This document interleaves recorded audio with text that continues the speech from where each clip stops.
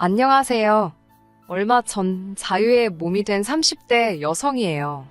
솔직히 제가 다른 분들의 사연을 듣기만 했지, 이렇게 주인공이 되어 글을 쓰게 될 줄은 정말 꿈에도 몰랐습니다. 어딘가에라도 토해내지 않으면 화병에 걸려 죽을 것 같아요. 남편과 저는 약 2년간 같은 대학을 다녔습니다. 아주 가까운 사이는 아니었어도 입학 직후부터 연락이 끊어지기 전까지는 가끔 밥도 먹고 술도 마시는 친구였지요. 하지만 2학년 겨울방학이 끝나갈 무렵 남편은 소리소문 없이 군대에 가버렸고 저 또한 다른 대학교로 편입을 결심, 학교를 자퇴했네요. 이후로는 솔직히 굳이 연락할 이유가 없기도 했고 그렇다 보니 사실상 거의 연락이 끊어지다시피 되었고요. 그런 남편과 다시 연락이 닿게 된 건 4년 전 겨울이었습니다. 편입을 하기 전 다니던 대학에서 친하게 지내던 친구들과 모처럼 술자리를 갔던 날이었어요. 그리고 그 친구들 중에는 남편과 여전히 연락을 하고 지내던 친구가 있었고요. 오래된 친구들끼리 모여서 이런저런 이야기를 하다 보니 남편 이야기가 나왔고 어쩌다 보니 분위기가 불러내자는 식으로 흘러가더군요. 다시 말해 저랑 남편을 이어준다거나 그런 생각으로 불렀던 게 아니라 분위기에 휩쓸려, 게다가 마침 남편이 저희가 모인 장소에서 멀지 않은 곳에 있었기 때문에 즉흥적으로 이루어졌던 일이지요. 하지만 막상 남편이 술자리에 도착했을 땐 저를 제외한 다른 세 친구는 이미 취할 대로 취해 있었고 그렇다 보니 남편과 저 단둘이 늦게까지 이런저런 이야기를 나누게 되었습니다. 나이도 먹고 둘 다 사회인이 되어서 그런 건지 대학교 때와는 또 다른 느낌이더군요. 얘랑 나랑 이렇게 말이 잘 통했던가 싶을 정도로 대화가 끊어지지 않았네요. 어느덧 시간이 흘러 모두들 각자 집으로 갈 준비를 하는 찰나에는 남편이 가끔 같이 밥이나 먹자며 제 연락처를 물어보기까지 했어요. 집에 도착하고 얼마 지나지 않아 남편에게서 잘 들어갔냐는 문자가 왔습니다. 그리고 그 문자를 시작으로 저희는 다시 이야기를 이어가게 되었고요. 솔직히 처음에는 너무 적극적으로 나오는 남편의 태도에 당황스러웠던 것도 사실이에요. 제 기억 속에 남편은 낯도 많이 가리고 조금은 소심한 사람이었으니까요. 아무튼 당시 남편이나 저나 특별히 사귀고 있던 사람도 없었기에 자주 편하게 연락을 주고받았네요. 그리고 어느 순간 깨달았지요. 먼저 사귀자고 한 사람은 없었지만 그럼에도 불구하고 연인 사이가 되어버린 남편과 제 관계를요. 주변 친구들도 너희가 사귈 줄은 몰랐다며 신기해했어요.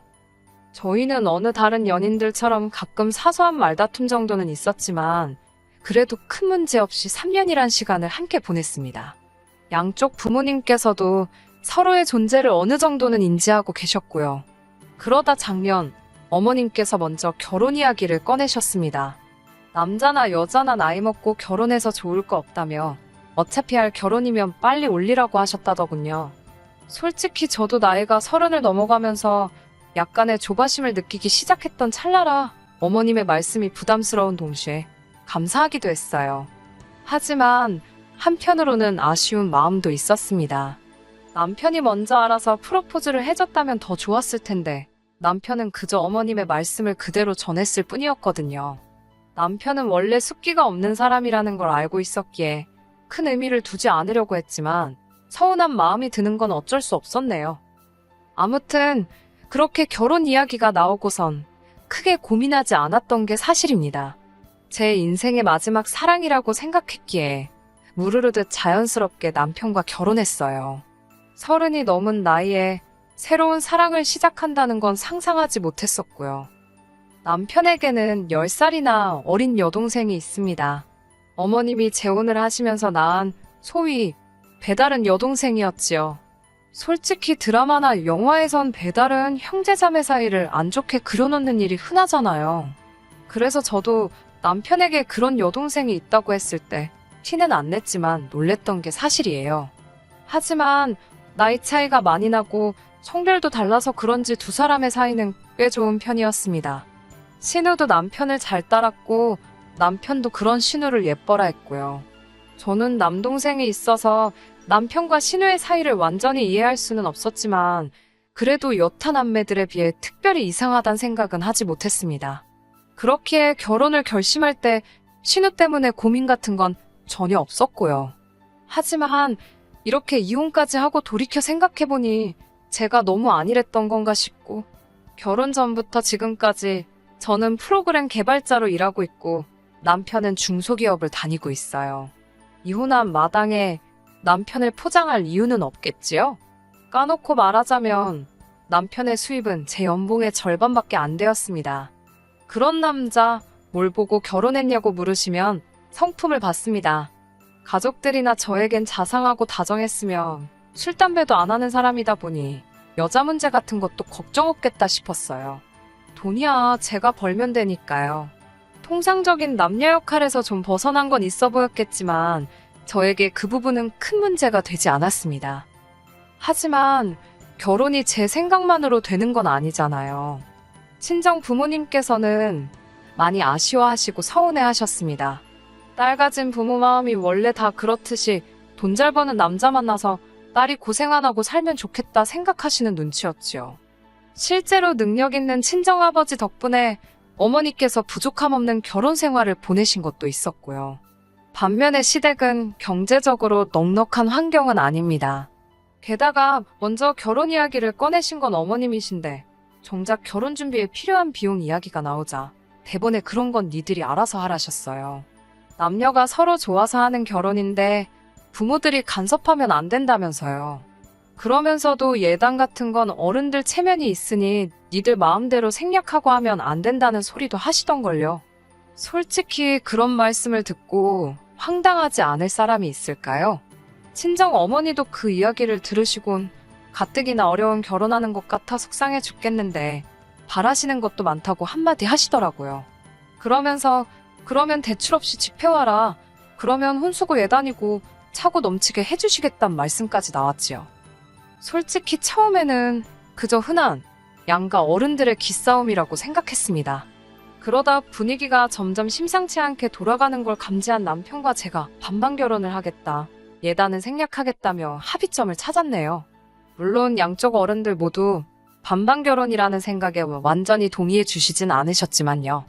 그래도 다행히 시댁에서 며느리감인 저란 사람은 예쁘게 봐주신 상황이었고 저희 집에서도 사위감인 남편은 마음에 들어하셨기 때문에 어찌저찌 결혼은 진행될 수 있었습니다. 나름대로 고비를 넘겨가며 부부의 연을 맺었기에 이렇게 허무하게 헤어지게 될 줄은 몰랐습니다. 하지만 남편과 제 사이가 틀어지는 데까지 그다지 오랜 시간이 걸리진 않았어요. 식을 올리고 대략 반년쯤 지났을 때 신우가 저희 신혼집 근처에 직장을 구했다며 저희에게 소식을 전해왔습니다. 솔직히 말씀드릴게요.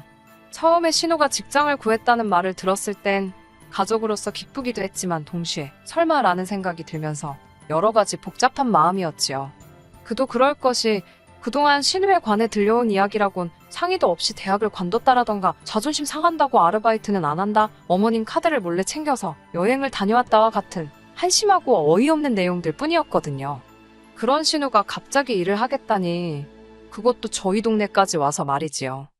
이제 와서 말이지만 신우는 한마디로 겁대가리가 없었습니다. 아나무인도 그런 아나무인이 없었지요.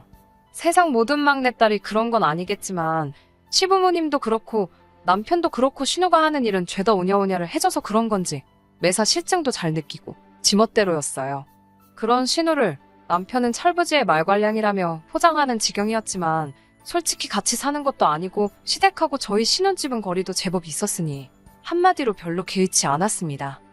신우가 취직했다던 곳은 옷가게였습니다. 옷가게에서 재고 정리하고 계산하고 냉정하게 말해서 대기업 의류매장도 아니고 동네 골목에 한두 개씩 어쩌다 보이는 그런 옷가게였어요. 물론 그곳을 직장이라고 부르는 게 틀렸다는 건 아니었지만 그래도 옆에서 지켜봤을 때 시댁에서 저희 동네까지 왕복 3시간이 걸리는 거리를 오갈 건 아니다 싶었지요. 게다가 신우는 그 거리를 핑계로 점점 저희 집에서 잠을 청하는 일이 많아졌습니다. 처음 몇 번은 막차를 놓쳤다며 연락을 해왔는데 윗사람으로서 모른 채 할 수 없잖아요. 차를 가지고 신우가 있는 곳까지 가서 술에 취한 신우를 태우고 와서는 일단 저희 집에서 재우고 다음날 출근을 시키는 경우가 종종 발생했네요. 그 와중에 아침을 안 먹는 저나 남편과는 달리 신우는 아침 밥상까지 받기를 원했습니다. 처음에 한두 세 번은 술이떡이 되게 취해서 온 신우, 속이라도 버릴까 싶어서 언니의 마음으로 챙겨주기도 했어요. 하지만 꼴에 또 맛을 따지더라고요. 싱겁네 짜네 어쩌네 저쩌네. 음식 해본 사람이라면 알 거예요. 기껏 시간 들여 정성 들여 만들어놨는데 고맙다는 말은 고사하고 얼굴을 있는 대로 찌푸리면서 음식 가지고 품평해 하면 정말 짜증나잖아요. 그럴 거면 지가 해먹지 싶고 두세 번 정도 그렇게 신우에게 욕 아닌 욕을 먹고 나니 밥이고 뭐고 차려주고 싶은 생각이 싹 사라지던걸요. 그래서 한 번은 나가서 사 먹고 출근하라 했습니다. 그러자 신우가 궁시렁궁시렁 거리더니 저희 집 작은 방으로 들어가서는 저 때문에 속상해서 출근하기 싫다대요. 진심으로 욕 나올 뻔했는데 꾹 눌러 참았습니다. 그 와중에 상황을 지켜보던 남편까지 가세를 했습니다.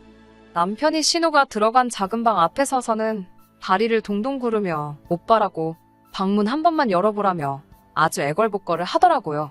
신우는 그런 남편 때문에 더 기고만장해져서 방에서 훌쩍거리고 있고 아주 가관도 아니던걸요. 제가 남편한테 언제까지 그러고 있을 거냐고 빨리 출근하라고 했습니다. 나도 출근할 거라고요. 그러자 남편이 저를 쳐다보면서 생각보다 냉정한 구석이 있답니다. 저도 지지 않고 남편에게 당신도 생각보다 우유부단한 면이 있다며 지금 술 먹고 남의 집에 와서 신세지곤 밥 안 해준다고 방에 들어가서 올 일이냐고 따졌습니다. 그러자 남편이 한다는 소리가 너는 내 동생이 남이냐고 내 동생은 너를 언니라고 믿고 따르는데 너가 그렇게 선을 딱 긋고 찬바람 불게 대하니 서운해서 저러는 거랍니다. 그러면서 기어이 저더러가서 진심으로 사과를 하라대요. 저는 헛소리 할 거면 됐다고 나부터 출근한다 하곤 그대로 신우와 남편을 남겨둔 제 직장으로 향했습니다. 퇴근해서 집에 오니 남편만 집에 있고 신우는 없었습니다. 그래도 말귀를 알아듣긴 했나 싶기도 하고 쥐도 눈치가 있으면 여기 이제 안 오겠지 싶었어요. 그런데 남편이 저를 보면서 내쫓으니까 후련하냐입니다. 제가 왜 말을 그렇게 하냐고 내쫓기는 누가 내쫓았냐고 애시당초 여기 당신과 나랑 반반 못해서 산 신혼집인데 그걸 무슨 못할쯤으로 생각하는 신우가 이상한 거 아니냐고 따질 거면 신우한테 가서 따지랬습니다.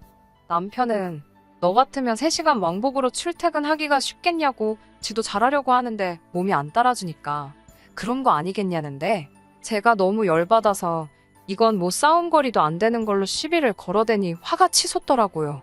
제가 무슨 회사도 아니고 골목 옷가게에서 일한다고 왕복 3시간씩 길바닥에 내버리는 네 동생이 이상한 거라고 소리를 질렀습니다. 그걸 잘하는 짓이라고 우쭈쭈 해주는 당신이 문제라고요. 그 사건 이후로 한 일주일 동안은 신우가 연락도 없고 콧배기도 비추지 않길래 정신 차렸구나 싶었습니다. 남편도 별말이 없었고요. 하지만 진짜 사건은 제가 방심한 틈에 벌어졌습니다. 제가 출장을 갔기 때문에 이 사단이 난 걸까요? 그동안 상황이 상황인지라 출장이 계속 미뤄지고 있었습니다. 하지만 얼마 전 출장의 경우 국책 사업이 연관이 있었기에 무조건 가야 하는 상황이었지요. 2박 3일이 될지 3박 4일이 될지 그건 현지 사정에 달려 있었고요. 만약 일정대로 업무가 끝나면 하루는 개인 시간으로 보낼 수 있을지도 모르겠다 싶어서 남편에게는 3박 4일로 출장이 잡혔다고 이야기를 했네요. 출장을 마치고 집으로 돌아온 날이었습니다. 계획대로 사인을 꼬박 보내고 오려고 했지만 몸도 좋지 않고 친구도 남편도 없는 여행을 생각하니 그다지 내키지 않더라고요. 그래서 남은 하루는 반납하고 바로 집으로 오게 된 거지요. 그게 화근이었을까요? 정말이지 지금도 그날을 생각하면 온몸이 부들부들 떨립니다. 비밀번호를 누르고 집 안으로 들어서는데 음식 냄새가 나더라고요. 남편은 평소에 제가 없으면 뭘 해먹는 법이 없기 때문에 뭘 시켜놓은 건가 싶은 생각이 드는 찰나 왔어라는 여자 목소리가 들렸습니다. 신우더라고요. 황당해서 주방으로 향하니 제 앞치마를 두르고 콧노래를 부르는 신우가 있는 거예요. 제가 아무 말도 안 하고 물끄러미 서서 신우를 보고 있었고 신우도 아무 대답이 없으니 의아했는지 아니면 저희 따가운 시선이 느껴지기라도 한 건지 뒤를 휙 돌아보더니 소스라치게 놀라던걸요. 들고 있던 국자를 놓치더니 언니 왜 벌써 왔냐입니다. 제가 지금 뭐 하는 거냐니까 아니, 그게 오빠가 혼자 저녁 먹을 거 생각하니까 마음이 쓰여서라고 말 같지도 않은 소리를 하는데 자세히 보니까 입고 있는 것도 제 옷이더라고요. 순간 소름이 쫙 끼쳤지요. 왜 내 옷을 입고 있냐 하니 그것도 자기가 옷에 모음식을 쏟아서 급한 대로 빌려 입었다는데 말 같지도 않았습니다. 게다가 도대체 내 집에는 어떻게 들어왔냐니까 우물쭈물거리더니 저희 남편이 비밀번호를 알려줬답니다. 여러모로 어처구니가 없고 이건 뭐 신호가 아니라 내연녀를 잡들이 하는 기분이었달까요? 그런데 곧 현관문 열리는 소리가 나더니 누가 왔냐는 소리와 함께 남편이 보였습니다. 남편도 저를 보더니 당황해서는 왜 벌써 왔냐고. 순간 너무 더럽고 끔찍한 생각까지 별의별 생각이 다 들었습니다. 안방문을 열어보니 어지러진 침대? 이건 뭐 남편이 혼자 그랬을 수도 있지요. 하지만 당시에 저는 이성적인 판단을 할 수가 없었고 지금도 진실은 그 둘만 알겠지요. 저는 너무 역겨워서 신우한테 당장 나가달라고 했습니다. 그러자 신우가 본색을 드러내더군요. 반반 명의로 산 집인데 자기가 왜 나가냐입니다. 여기에 반은 오빠의 지분도 있으니 자긴 못 나간다고요. 남편도 저에게 무슨 생각을 하는 거냐면서 저더러 지금 제정신이 아닌 것 같답니다. 남매가 갑자기 쌍으로 저를 이상한 여자로 만들더라고요. 그러면서 남편이 이야기 좀 하자며 저를 방으로 잡아 끌고 들어갔습니다. 그러더니 한다는 소리가 갑자기 자기가 결혼을 해서 너무 서운해서 저러는 것 같다며 자기랑 제가 신우 좀 따뜻하게 대해주자입니다. 제가 따뜻하게 대해주자는 사람이 나 없는 날 골라서 여동생을 집에 들이냐 따졌어요. 너무 음흉하고 오해사기 딱 좋은 짓을 왜 골라서 하냐고요. 그러자 그것도 다 저 때문이랍니다. 제가 하도 차갑게 구니까 신우가 기가 죽어서 못 온다나요? 어이가 없어서. 솔직히 바보 같지만 제가 이때까지도 이혼이나 그런 건 생각하지 못했고 진짜 화가 나지만 한 번 더 참아볼까 생각했어요. 남편과 대화를 끝내고 거실로 나가니 신우가 밥 먹자며 식사를 차려놨더라고요. 그런데 밥이 딱 2인분이 돼요. 제가 오늘 안 오는 줄 알고 오빠랑 지 것만 차렸다면서요. 그런데 그 태도가 말로 표현하기가 어렵네요. 빈정거림이 가득했달까요? 저도 그 꼴을 봐줄 성질이 못 돼서 제가 집주인이 왔으니까 객식구는 나가라고 그러면서 지갑에서 3만 원 꺼내줬습니다. 식사 준비하느라 고생했으니까 주는 팁이라고 했어요. 그러자 남편이 저더러 왜 이렇게 못되게 구냐입니다. 그러면서 얼굴이 울그락불그락 하는 남편을 문득 쳐다보니 이 인간은 지 동생 앞에선 그러니까 신우 앞에선 한 번도 내 편인 적이 없었다는 생각이 들더군요. 그러면 앞으로도 이 인간이랑 살면서 이런 더러운 기분을 몇 번이고 또 느낄지 모른다는 얘기기도 하잖아요. 저는 그렇게 네 여동생이 좋으면 쟤랑 살지 왜 나랑 산다고 그 난리를 쳤냐고 따졌습니다. 남편은 저더러 수준 떨어진다며 혀를 찾고 저는 비정상인 너나 잘하라고 비아냥거렸지요. 솔직히 제가 제3자였다면 정말 추접스럽다고 생각했을 거예요.